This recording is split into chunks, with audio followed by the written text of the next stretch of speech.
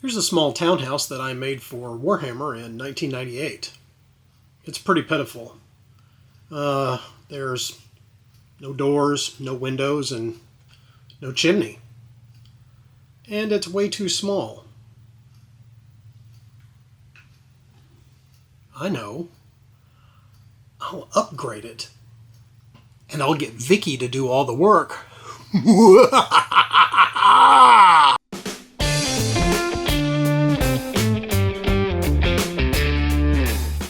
Hey hobby folks, Patrick here at Bombshell with another workbench video.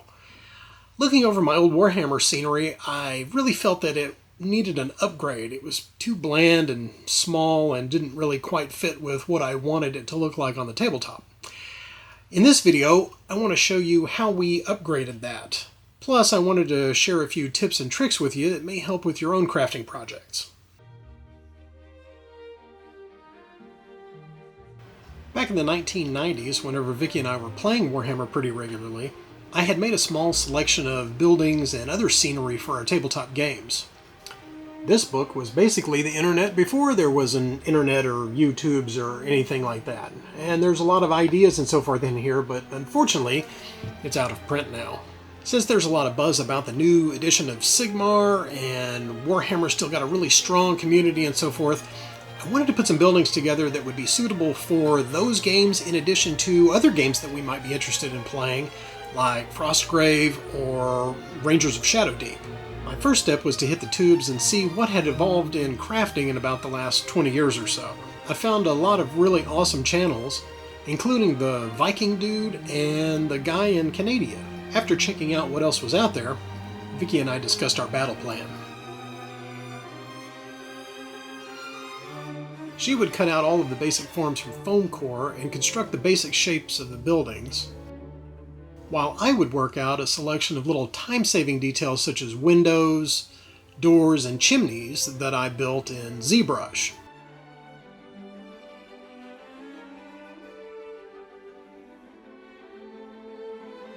I printed these components out and they were installed in the basic structures.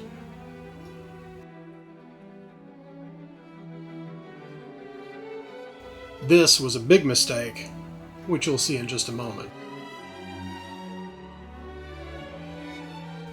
After that, Vicky detailed all the walls using coffee stirrers to represent the timbers.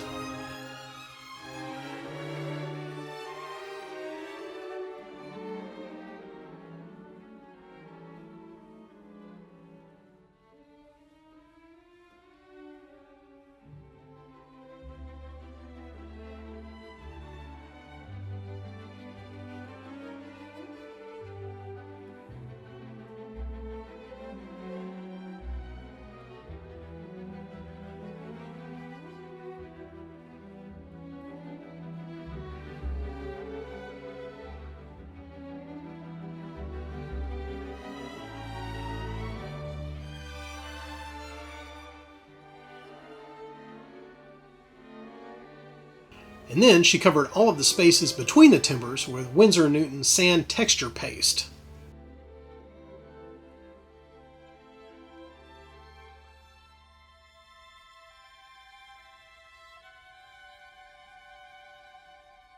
I had planned to create a stone texture on the lower floor of the buildings using DAS air dry clay. This would all be textured using a selection of texture rollers I found for free on my mini factory. The link for these and a few other supplies are in the video description.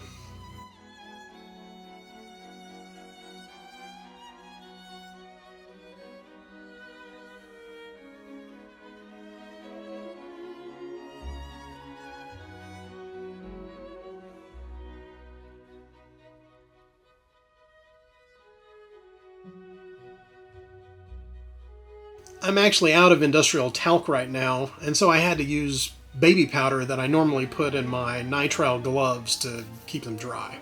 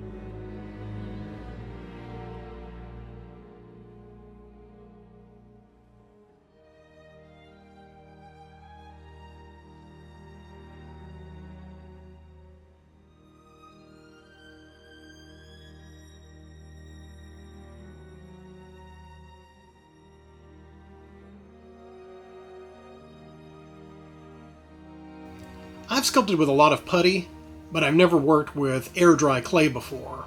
I know what you're saying.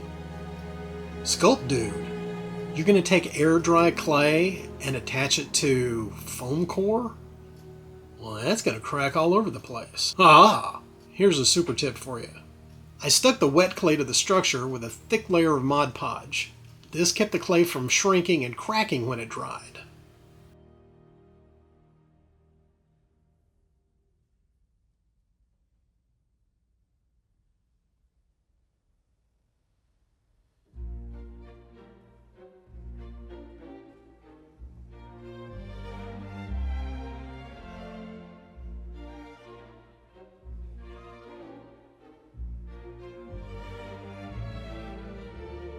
Here was the problem.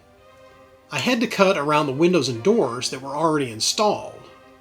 I should have added the stonework first, which would have made everything easier to trim around.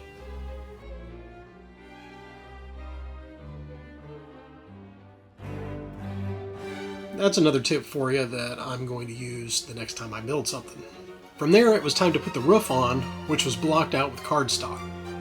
I hot glued on the chimneys, and then Vicky took over adding the shingles.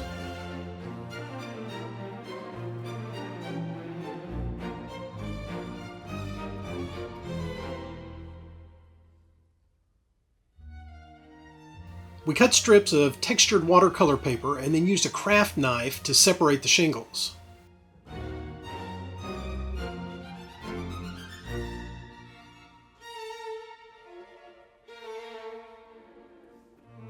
These strips were then dipped in water and shaped before being glued to the roof.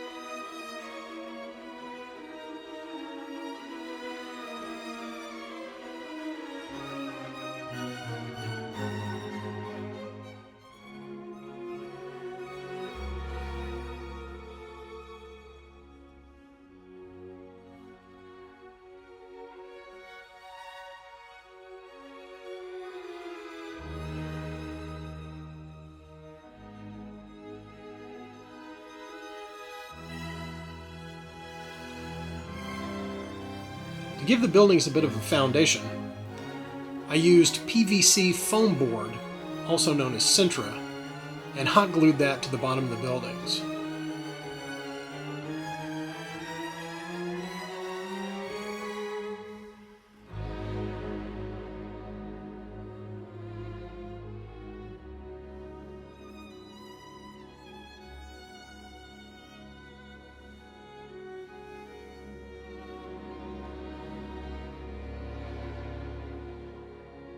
This gave them a sort of front porch area that I then covered in Daz clay. After brushing on another thick layer of Mod Podge, I laid up the cobblestone texture and pressed it into place.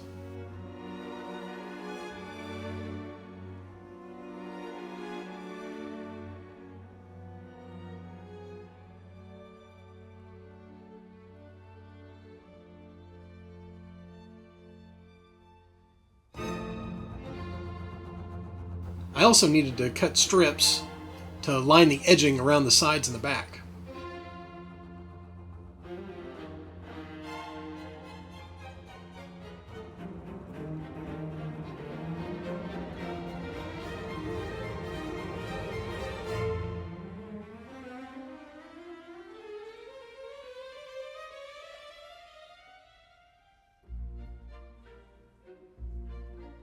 Wherever there were gaps, I filled them with a bit of Monument Hobbies brown earth texture paste.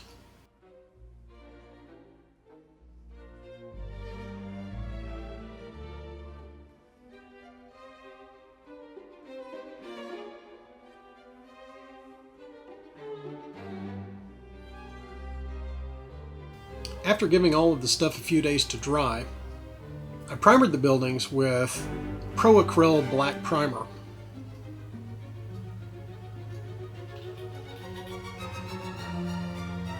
Over this, I sprayed white primer to do that zenithal thing that's all the rage.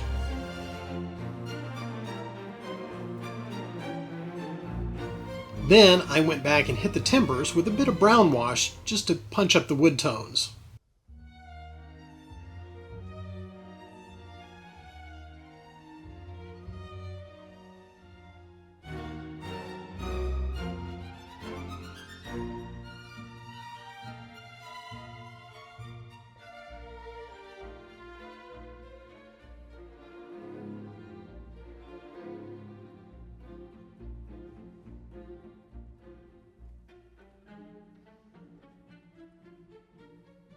Vicky then painted all of the wall sections with a combination of khaki and ivory, stippling different amounts to simulate the texture peeking through layers of grime. After that, she hit the timbers with a bit of dark umber and dark golden brown just to clean up those areas and punch up the wood color some more.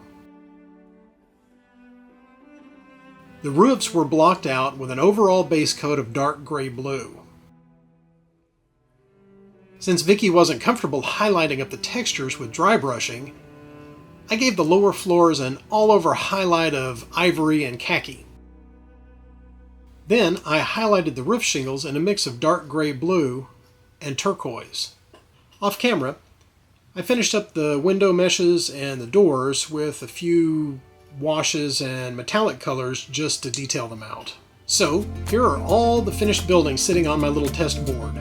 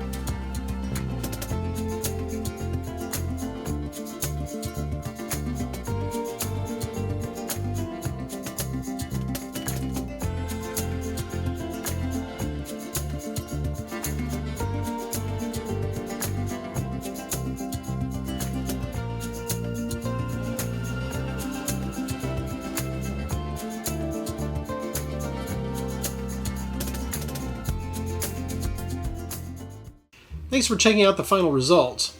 This was a super fun project to work on. Vicky and I have lots more scenery and terrain ideas and projects that we would like to work on next. If you have any suggestions of what you'd like to see us work on, drop a comment down below. We're off to start our next project, and we'll see you next time on the Workbench.